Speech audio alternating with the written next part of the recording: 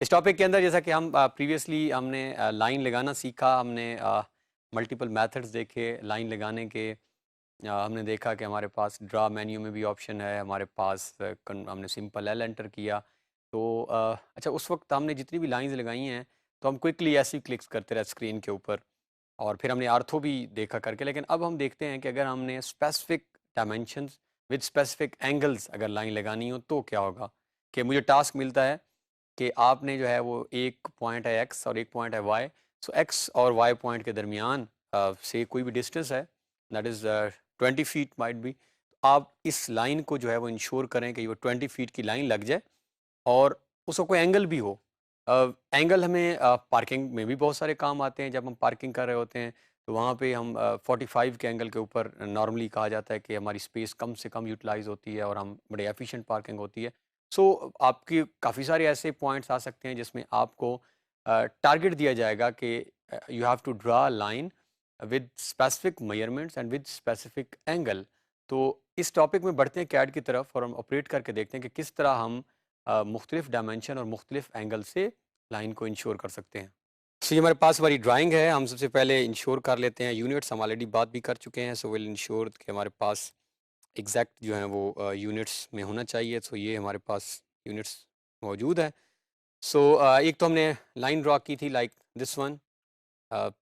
Multiple हम clicks करते गए, कहीं पे भी हमने क्लिक की तो ये क्लिक होती गई। अब हमारे पास दूसरा ऑप्शन है कि अगर हमने लाइन ड्रा करनी हो और स्पेसिफिक हमारे पास यूनिट्स भी मौजूद हैं और एंगल भी मौजूद है तो क्या करना है। सो हम जस्ट लाइन को स्टार्ट करेंगे, पहला पॉइंट हम क्लिक करेंगे। अब नेक्स्ट पॉइंट क्लिक करने से पहले मेथड आप देख लें। सो हम सबसे पहले लिखेंगे एट द रेट ऑफ, जो कि शिफ्ट प्रेस करके हम दो को प्रेस करते हैं। सो आप ऑलरेडी भी लिखते होंगे।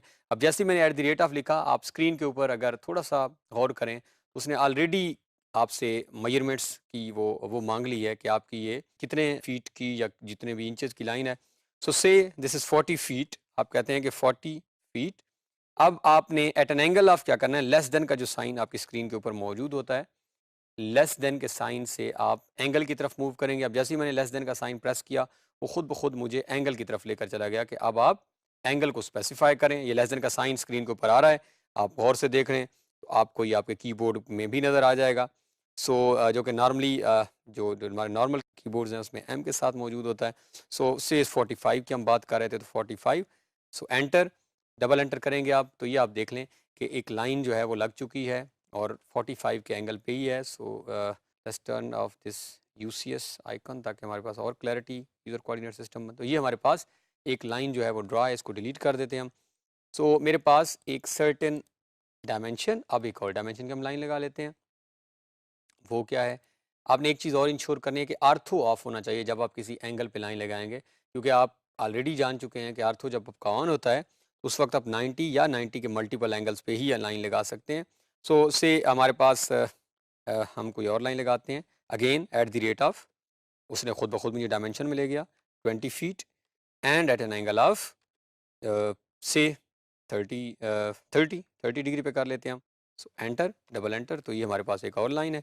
अब हम एक लाइन लगा लेते हैं, से दिस इज़ आवर लाइन। ये हम आर्थो ऑन करके स्ट्रेट लाइन लगाते हैं। ये हमारे पास एक स्ट्रेट लाइन है। अब आर्थो ऑफ कर देते हैं। आपने असाइनमेंट भी जाके ये खुद करनी है घर में। और मैं एक लाइन स्टार्ट करता हूँ जो मिड पॉइंट, या हम ऑलरेडी सेटिंग्स दे चुके हैं। अगर ये सेटिंग्स ठीक ना हो तो आप दोबारा ये स्नैप मोड में हम राइट क्लिक करते हैं, स्नैप सेटिंग्स में हम गए, ऑब्जेक्ट स्नैप में गए और यहाँ पे हमारे पास ऑप्शंस हैं and point, mid point. So object of snap आप F3 भी प्रेस कर सकते हैं, डिपेंड्स। और ट्रैकिंग ऑन ऑफ करनी हो तो F11।